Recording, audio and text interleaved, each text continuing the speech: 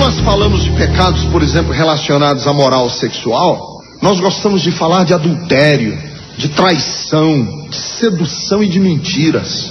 E quando a gente usa esses extremos como exemplo, algumas pessoas pensam assim: graças a Deus que eu não me encaixo nessa categoria aí, porque eu nunca fui ladrão, eu nunca matei ninguém, eu nunca fui fichado pelo DEIC, eu sou uma pessoa normal, não me encaixo nas categorias que vocês colocam para nós. Por exemplo, quando a gente quer falar do drama da humanidade, a gente fala, por exemplo, de uma menina ou de uma filha que conspira com o namorado para matar a pauladas os próprios pais. E aí tem um tanto de adolescentes da nossa igreja que pensam assim: graças a Deus que eu nunca vou fazer isso com o papai e a mamãe. Quando eu falo para homens, tem homens que dizem assim para mim: pastor, eu nunca dei um desfalque na minha empresa, não sou ladrão.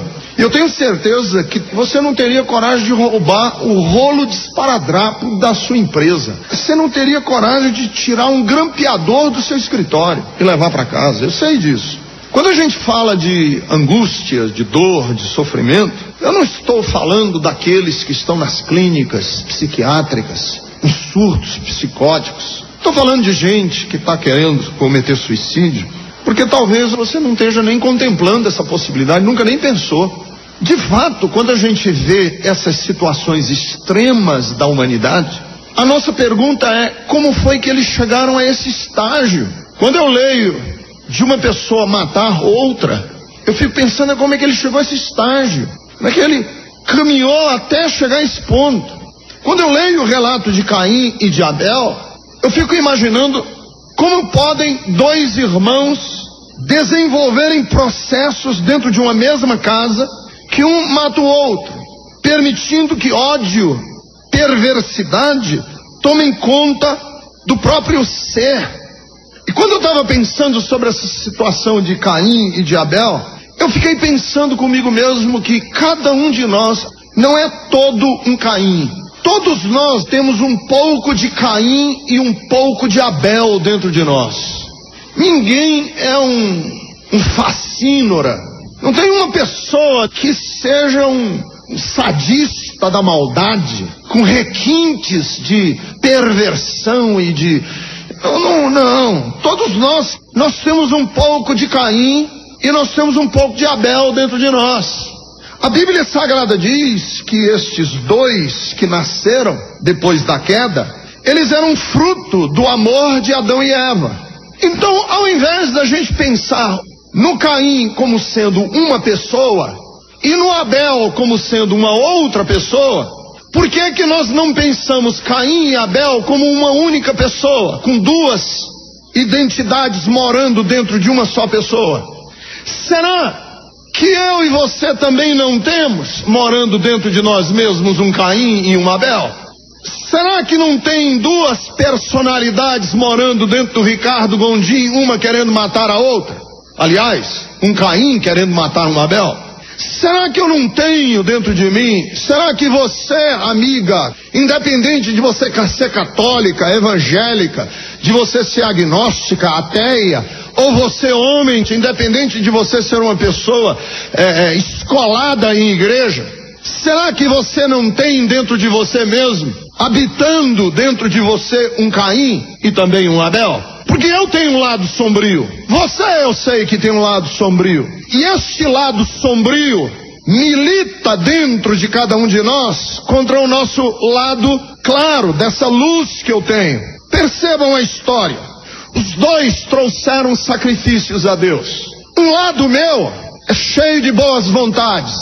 Eu tenho uma banda do meu ser, uma dimensão da minha realidade, Ricardo, que deseja, que quer fazer o melhor para Deus e que traz as partes mais gordas do rebanho. Mas eu tenho um lado meu, que eu conheço, que ele é esquivo. Quer dizer, eu conheço forma de dizer, eu reconheço que ele é. Eu não consigo conhecer o tanto que ele é. É esquivo, liso, que brinca com palavras, que ajeita realidades, que manipula verdades. Eu tenho dentro de mim esse lado. E você também tem. Cada um de nós tem Caim e um Abel morando dentro de nós. E a Bíblia diz que Deus se agradou de um e rejeitou o outro. O que é interessante no texto é que o Caim e o Abel compareceram a Deus trazendo as suas ofertas, e Deus se agradou de um e não agradou do outro, mas não diz por quê. Eu sei que tem aí um tanto de explicações em escolas dominicais de que Caim trouxe o fruto da terra e que Deus queria era o sangue de animais, porque o sangue de animais era um prenúncio do Messias e do sangue que ia ser derramado, mas o texto não diz isso. O que o texto diz é que Deus se agradou de um e não agradou do outro. E o Caim se enfureceu, e o Caim se agigantou, e o Caim estendeu seus tentáculos macabros, tornou-se forte e matou o Abel. A pergunta que nós temos que fazer é a seguinte: como é que um homem mata o outro? Como é que uma pessoa se torna tão perversa que destrói, que chega a um estágio extremo de iniquidade e de perversidade, ao ponto de Deus perguntar a ele e dizer assim: o que foi que você fez do seu irmão? E ele dizer assim: por acaso sou eu cuidador? Tenho eu responsabilidade? Sou responsável pelo meu irmão? Como é que esse Caim se torna tão grande, tão forte, tão destruidor, tão perverso? Deixa eu dizer algumas coisas que eu consegui entender desse texto. Primeiro, o nosso Caim nunca acontece de repente. O Caim destrói com o Abel não é no primeiro momento. O Caim destrói com o Abel no fim de um processo. O Abel não é morto no começo. O Abel é morto no fim do processo. Sabe por quê? Porque os processos de iniquidade, eles nunca são extremos dentro de nós. Eles são sempre tênues. Os processos de iniquidade no coração das pessoas não são perversos. Ninguém nasce um nazista já com toda a sanha de um Goebbels ou de um Hitler, ou um fascista com a frieza de um Mussolini, ou um ditador truculento com a sanha sanguinária de um Idi Amin. Ninguém. As pessoas vão crescendo na iniquidade. É um processo. Você vê que o Caim e o Abel começam a história cheios de boa vontade, tanto um quanto o outro, trazendo as suas ofertas a Deus. Ele vai prestar culto a Deus. Ele não é uma pessoa de todo repulsiva. Ele não é uma pessoa de todo maligna. Ele é uma pessoa boa. Porque dentro de nós, queridos, nós não somos de todo malignos. Ninguém é. Porque nós ficamos apavorados com os exemplos macabros de pessoas que abandonaram os freios, os diques que os continham e que os poupavam de serem malignos. E a gente diz assim: como que uma pessoa chega a esse estágio? De que maneira essa pessoa chegou aonde chegou? Foi um lento processo em que o Abel foi morrendo e o Caim foi crescendo. E chega uma hora que o Abel está morto e o Caim agora é o senhor macabro desse castelo mal assombrado chamado eu. Veja bem, você encontra uma pessoa com febre de 40 graus. Esse é um problema seríssimo. Mas veja, para ele ter 40 graus de febre, ele não passou dos 36 para os 40 sem antes ter passado pela febre de 38 graus, 39, 39,5, 40 graus. Se sua taxa de colesterol está só um pouquinho acima do normal, pode significar que você tem taxa de colesterol só nesse nível. Mas pode significar também que seja o começo de um processo. Portanto, cuide. Antes que a taxa de colesterol fique muito acima, porque aí é pior. A taxa do dólar está no nível estratosférico, mas ele não chegou lá no nível estratosférico sem antes dar uma primeira mostra de que ia subir. Você diz assim: pastor, como é que um povo tem ódio étnico? Por exemplo, os turcos chacinaram os armênios no começo do século XX. Como? De onde nasceu esse ódio étnico? Será que um dia eles acordaram e disseram assim: Vamos matar todos. Não. Sabe de onde pode ter nascido o ódio étnico dos turcos contra os armênios? Talvez numa piada étnica que a gente conta. Conta uma piada étnica. Sabe o que é piada étnica? Piada racial, racista. Deixa eu te contar uma piada de negro. Aí todo mundo, conta. Porque o preconceito racial, às vezes nasce só um pouquinho. Mas esse negócio vai crescendo. E de repente, uma nação odeia a outra. É preconceituosa contra a outra. Por quê? Começou devagar. Às vezes eu fico pensando assim, será que o descaso que a humanidade tem com a África, que vocês sabem que os prognósticos para o continente africano são os mais sombrios, que as taxas de crescimento de AIDS na África são tão avassaladores, que eles estão prevendo que nos próximos 25 anos nós vamos ter uma mortandade de africanos comparável à cólera na Idade Medieval, a peste bubônica que dizimou 1/3 da população da Europa. Da onde vem esse descaso? Talvez esse descaso venha de uma frasezinha bem simples, do tipo: caramba, o ano correu e eu não fiz nada, correndo. Minha vida, eu não sei o que é que eu faço com a minha vida, não tenho tempo para nada. Talvez a somatória da atitude minha e sua de não termos tempo para nada, se não cuidar da nossa própria vidinha, esse descaso meu somado ao seu e somado ao do outro, gera um descaso continental.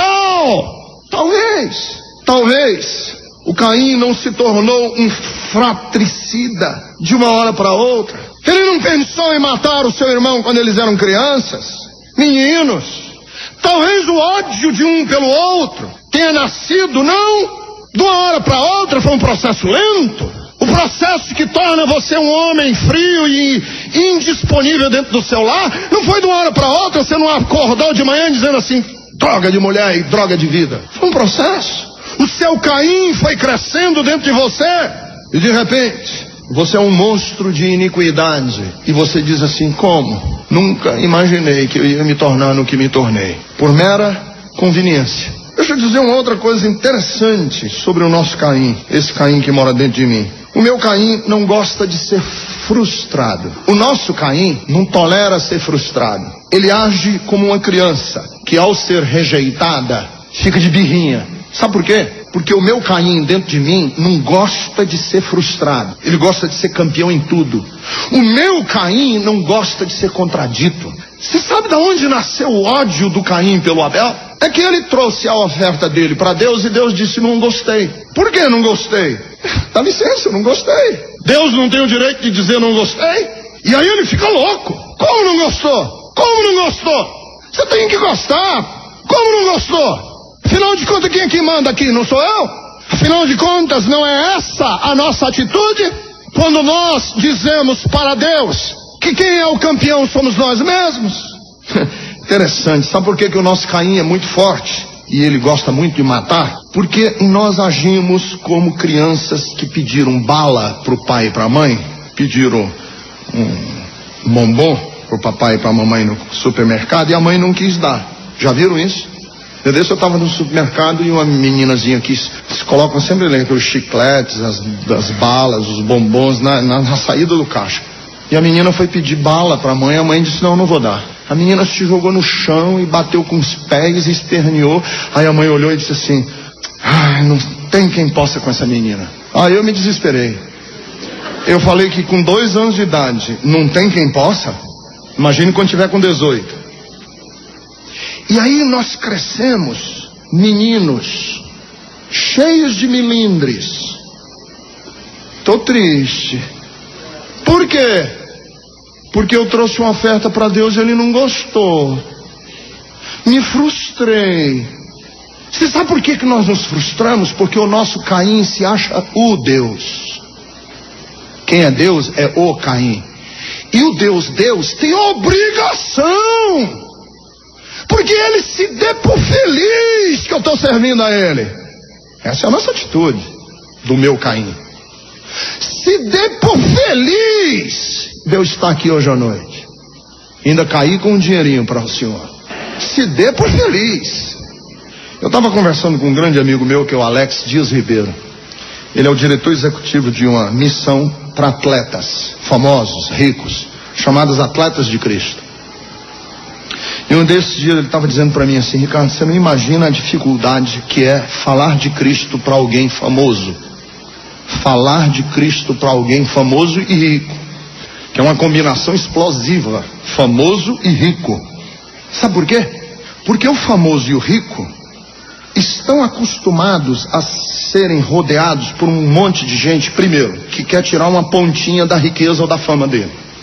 Nada mais gostoso do que sair na fotografia perto de um famoso e de um rico e depois mostrar a foto. Segundo, o famoso e o rico não tem ninguém que o contradiga, que o frustre. A palavra dele é ordem. Você já imaginou um rico, mas ricão mesmo, famoso, mas famosão mesmo, não é famosinho não, dizer uma coisa e alguém dizer assim: não vai ser feito. Como não? Você sabe quem está mandando? É Caim. E eu não posso ser frustrado. E aí nós vivemos um mundo em que o Caim gosta e se sente bem quando ele é paparicado, bajulado, é aplaudido. Nós gostamos disso, todos nós gostamos, quem não gosta? E aí nós transferimos para Deus a mesma obrigação que todo mundo ao nosso redor tem. Você também tem a obrigação de não me frustrar nunca. Não me deixe aborrecido. Quando eu orar, me responda, viu?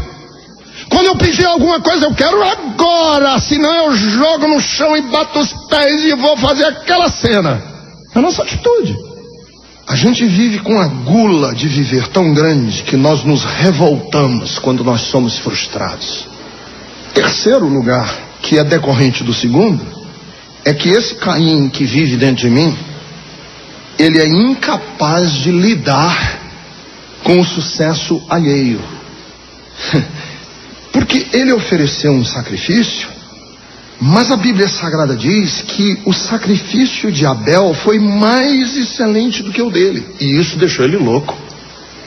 Como que ele aceita e eu não? Nós temos uma dificuldade enorme de vermos outras pessoas mais bem-sucedidas do que nós. Tem alguma coisa errada com o sucesso dele. E como a gente não tolera o outro ser mais bem-sucedido do que nós, a gente quer matar. Porque se a gente tirar do caminho, ora, se eu estou no segundo lugar e o que está em primeiro lugar morrer, adivinha quem sobe para o primeiro? Joe, eu agora sou o primeiro. Tira ele do caminho. Você está correndo uma corrida e o sujeito na frente, passa o pé nele, ele cai, você chega na frente. Tem aquela pessoa lá no seu emprego que está lhe fazendo alguma coisa, tá brilhando, ele está acima, puxa o tapete desse cara, dedura ele, não deixa barato.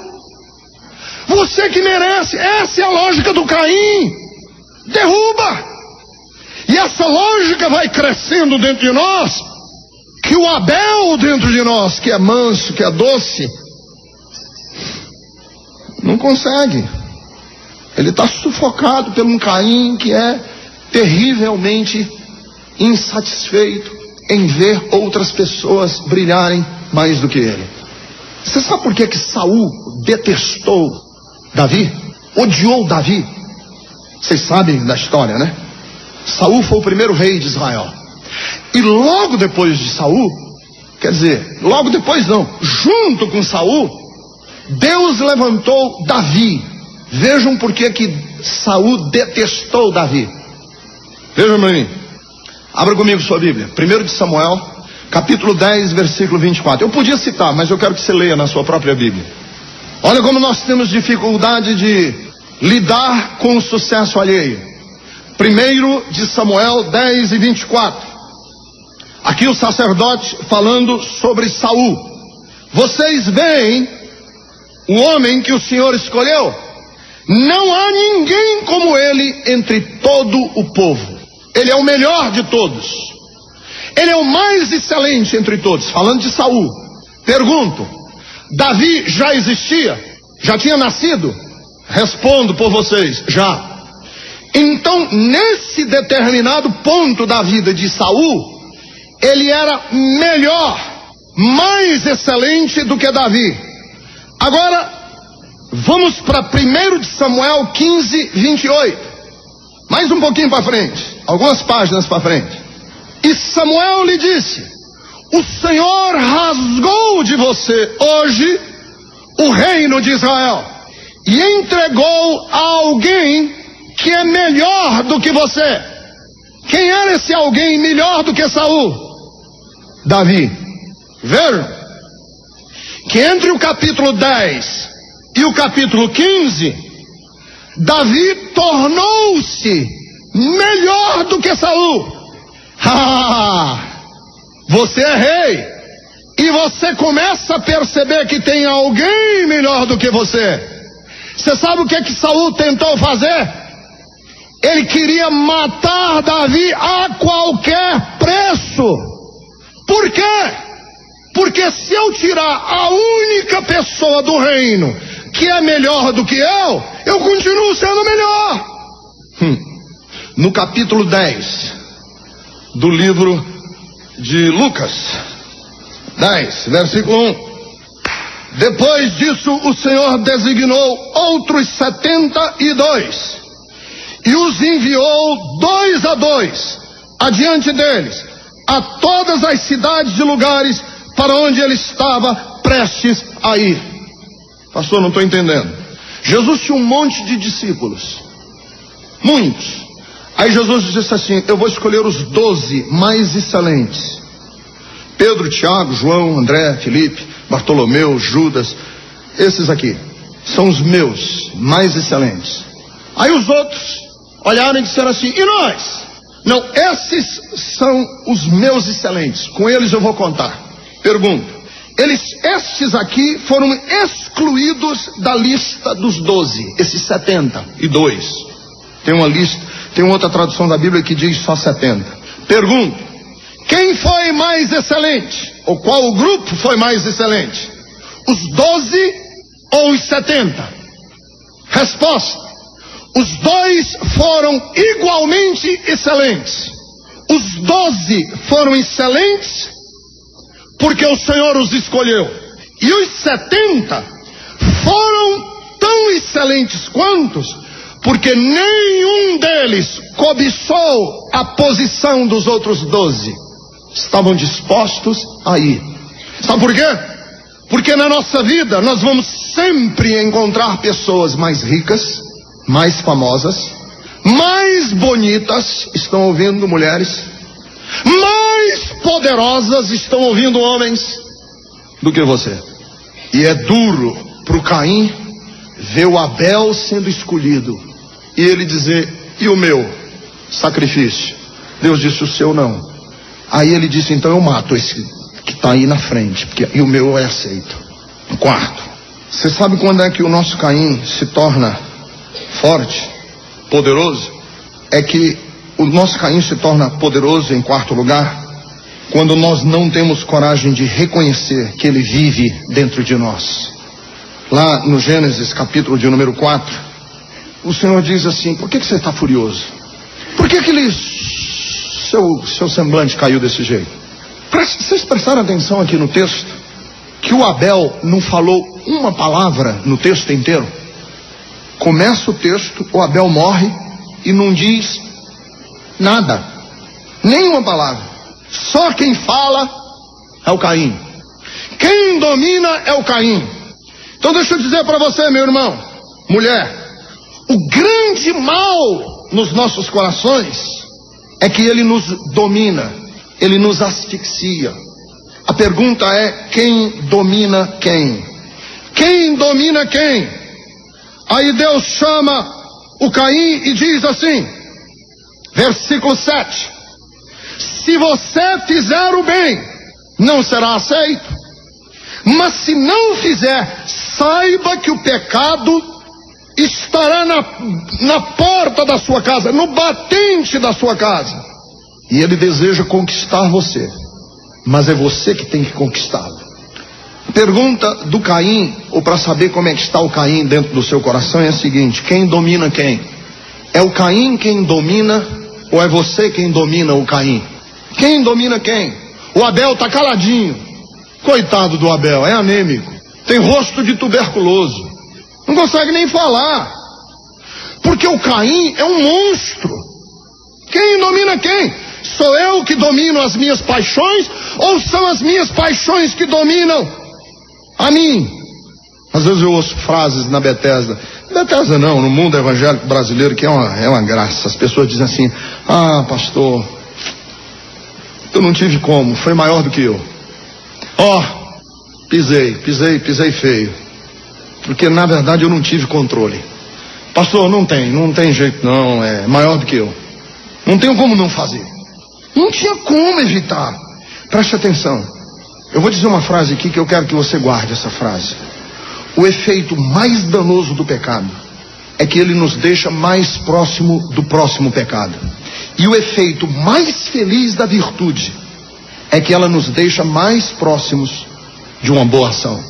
Deus disse: Caim vai estar na sua porta, ele vai tentar lhe dominar, mas é você que precisa dominá-lo. E se você se deixar dominar por ele, você vai ser um monstro. E o Caim deixou-se dominar e matou o seu irmão. Irmãos, eu me inquieto muito, porque nós evangélicos não queremos reconhecer que esse Caim é forte. A gente vive uma doce ilusão. Não, sou de Cristo, pastor, estou em Cristo, nova criatura. E o Cainzão lá dentro, com cara de lobo, lhe devorando, e a gente se auto-enganando com cultos religiosos do domingo à noite, que só servem para aplacar a nossa consciência, e a gente agindo cainisticamente, sei lá como é, durante a semana. Quem é que vive? Quem vive é o Caim, não é o Abel. O Abel está morto, e o pecado tem gula para mais pecado, e o Caim vai se fortalecendo, e nós acabamos matando e sendo agentes de morte. Deixa eu terminar dizendo assim: quando é que a gente é dominado pelo espírito de Caim? O nosso Caim nasce quando nós agimos cinicamente, cínicos. Caim, onde está o teu irmão? Acabou de matar. Não sei. Aliás, ele já é de maior, eu também, eu tenho responsabilidade por ele. Você sabe o que é cinismo? Cinismo é mostrar uma cara como se tudo estivesse bem, só para encobrir a desgraça que foi o nosso rastro. Ricardo Gondim. Aí alguém diz assim: Ricardo, você ouviu? Deus está falando contigo. Diz: comigo? Sim, acabei de ouvir a voz. Não pode ter sido eu. Como foi que ele chamou? Ricardo Gondim. Não pode ter sido eu. Meu nome é Ricardo Gondim Rodrigues, é outro. Não pode ser eu.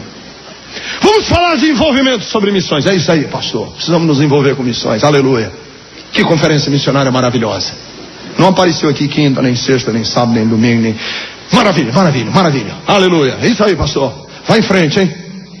Um desses dias eu vi um comentarista na televisão comentando sobre o dinheiro dos deputados. Os deputados estavam se dando um aumento e o cara estava louco da vida com o aumento que os deputados estavam dando. Eu não vou defender o aumento de deputado, mas o que me deixou mais doido do que o jornalista é porque eu sei o salário do jornalista é 10 vezes o salário do deputado. Aí eu fiquei pensando: mas que cinismo! Como é que você age tão violentamente contra um negócio se você próprio vive uma realidade 10 vezes maior do que essa outra aqui? Pastor, eu tenho um negócio comigo, esse negócio de pastor, tudo ladrão, tudo safado.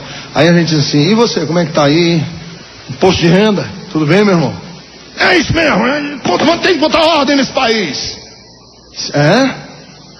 Que bom. E aí na sua casa, tá tudo em ordem? É um cara cínico. Quer dizer, põe uma postura de coisas. E você sabe um cinismo que nós temos evangélico? diz respeito à obra missionária. Missões. Deus, tu és bom. Aleluia. Senhor, a gente ama tanto. Aí o Senhor diz assim: você me ama mesmo? Pois apacenta as minhas ovelhas. Você sabe por quê? Porque é fácil a gente crer em doutrinas. Difícil é a gente crer em mandamentos. Crê em doutrina, todo mundo crê. Deus é trino, Pai, Filho e Espírito Santo, aleluia. Gostei dessa. Jesus, pelo seu sangue, salva todo pecador, glória a Deus. Aí a Bíblia diz assim: ide por todo o mundo e pregai o evangelho a toda criatura. Ah, pastor, você sabe, o problema é o seguinte: eu gostei daquele outro estudo que o senhor deu lá sobre a trindade de Deus.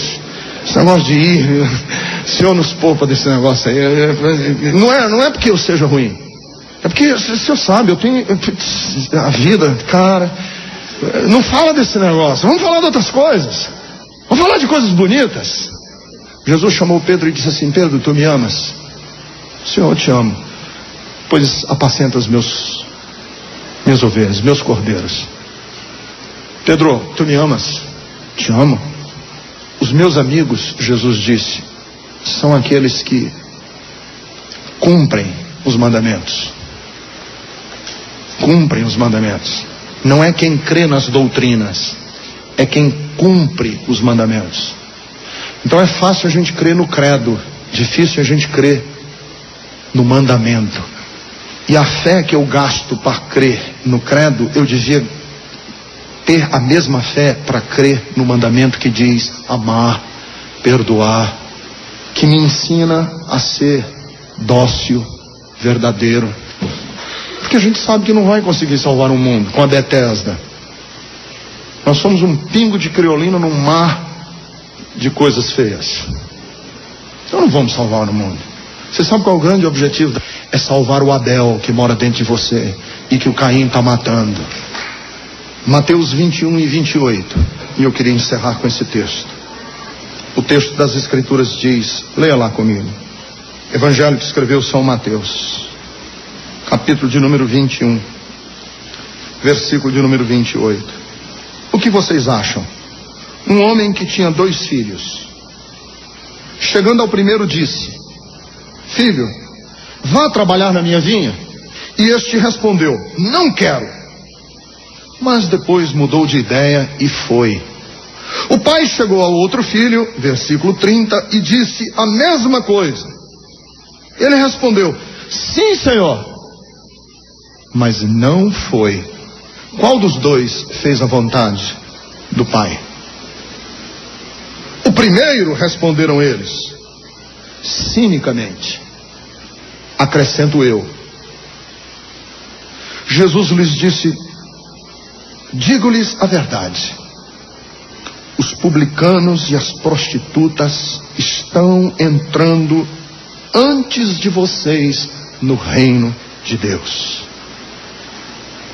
As prostitutas, os publicanos estão entrando antes de vocês. Sabe por quê? Porque é fácil nós cinicamente dizermos para Deus: ah, Senhor, tudo bem, glória a Deus, aleluia, oh, que coisa maravilhosa, e darmos as costas e não fazermos absolutamente nada durante essa próxima semana. Porque sabe de uma coisa? Eu tenho muito o que fazer, pastor. Minha vida é muito dura. Cara, eu solidarizo. Se eu pudesse. Oh, glória a Deus. Maravilha, maravilha, maravilha. Olha, maravilha, maravilha, viu? Maravilha, maravilha. Esse pessoal aqui, puxa vida, me comove o coração. E não fazer nada. Aí o Senhor diz assim, e eu acho que a aplicação que o próprio Senhor Jesus fez, que é duríssima: as prostitutas e os publicanos vão entrar antes de vocês, religiosos, que tem um monte de religião, que tem um culto religioso interessantíssimo, mas que não consegue deixar que o Abel viva. Ele está asfixiado dentro do coração. Eu quero não ser Caim, eu quero ser Abel. E você?